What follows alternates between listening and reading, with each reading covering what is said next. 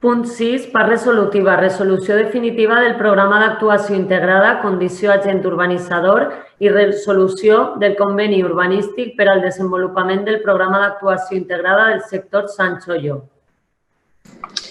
Per a presentar el dictamen té la paraula el vicealcalde, el senyor Alandete. Moltes gràcies, senyora alcaldessa.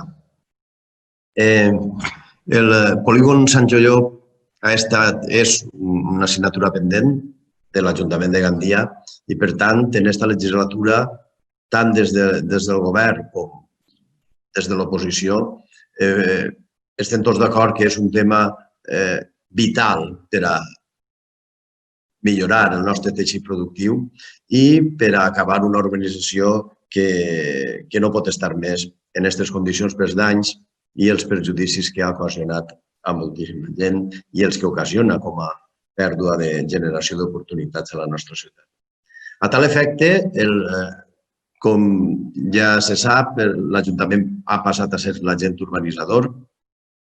La primera cosa que es va fer va ser una consulta a l'òrgan jurídic consultiu de la Generalitat Valenciana per tal de veure si podíem continuar amb la mateixa empresa constructora que tenia l'anterior agent urbanitzador. Aquesta consulta va acabar amb la recomanació que no continuara el mateix agent urbanitzador i, per tant, el segon pas va ser fer auditories jurídiques i auditories tècniques per tal de veure l'estat de les obres, l'estat d'execució del que havia fet l'anterior agent urbanitzador i fer la liquidació corresponent.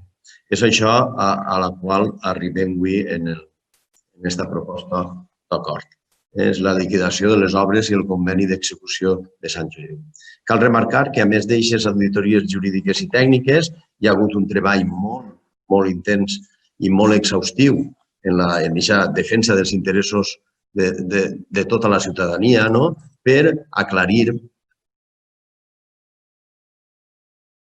què és realment el que li correspon a cada un, tant a l'antic agent urbanitzador com rebre a l'Ajuntament de Gandia.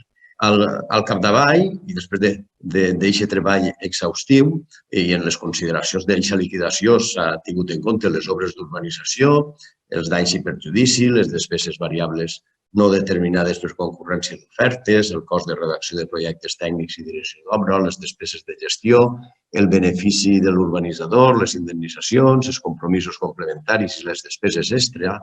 Al final de tota aquesta anàlisi exhaustiva s'ha arribat al resultat final d'aquesta liquidació que vam presentar a la comissió, en què hi ha sense considerar l'IVA, del total de càrregues d'urbanització previstes, es reconeix el dret de cobrar a l'antic agent urbanitzador 14.5.202,90 euros, que representa un import de 854.727,89 euros inferior als que han estat efectivament girats en quotes. I, a més, l'agent urbanitzador ha d'abonar els danys i perjudicis per una quantitat de 649.653 euros i retornar l'import d'indemnitzacions percebudes liquidat, un total de 131.317 euros. En tot, un import de liquidació de 1.635.000 euros, 698,30 cèntims. Tot això també s'ha fet, hi ha un aval d'1.475.293,60 euros que s'ha incautat per a poder procedir a aquesta liquidació. De tota manera, vull remarcar que és una liquidació provisional i, per tant, s'ha donat a l'antic agent urbanitzador un tràmit d'audiència per termini de 15 dies perquè pugui aportar la documentació que estima que no s'ha considerat com a aportada i que pensen que la tenen acreditada i, per tant, durant aquests 15 dies es rebrà i s'arribarà a aquesta liquidació definitiva.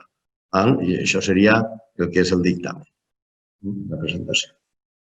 Des del nostre grup, Compromís Més Grande Unida, estem molt satisfets. Estem molt satisfets perquè hem vingut a servir a la ciutadania I el govern del Serpis tenia com a un dels seus objectius desbloquejar aquest tema de Sant Joiop. I avui hem fet un pas important per continuar en aquest camí traçat de servei al bé comú, d'intentar que el més pront possible estigui finalitzat Sant Joiop amb aquesta generació d'oportunitats per al nostre teixit productiu, per a la generació d'ocupació i fent justícia també als propietaris que tant han patit durant aquests anys per la no realització del que se'ls havia promès.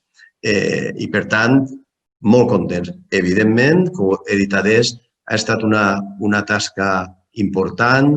Després d'aquestes auditories, el treball efectuat pels tècnics de l'Ajuntament que, com s'ha pogut observar en les reunions que han tingut amb els grups de l'oposició, amb uns criteris d'equitat i de justícia han defensat clarament els interessos generals, els interessos del bé comú, i per això estem on estem. I en aquesta línia, anant de la mà, i per això vull agrair també aquesta disposició tant dels grups de l'oposició a fer de la resolució del tema de Sant Joiop un tema de ciutat en el que hem d'anar tots de la mà com es demostra avui.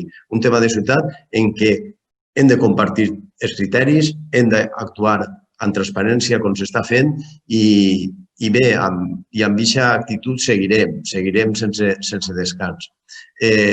Evidentment, ara vindrà la redacció del projecte que s'haurà de licitar i està previst començar les obres a finals d'any. És un repte, tot és un tema molt complex i molt delicat, però tenen el compromís del govern del Serpis que es farà responsablement, actuant en equitat, amb transparència i compartint tota la informació amb els grups de l'oposició, als quals reiteré aquest agraïment perquè és important que en els temes de ciutat anem tots de la mà i perquè al final hem de pensar en la ciutat i en les persones, sempre com a única prioritat. Per tant, refermar la nostra satisfacció i bé, i a continuar la faena, que n'hi ha molta. Gràcies.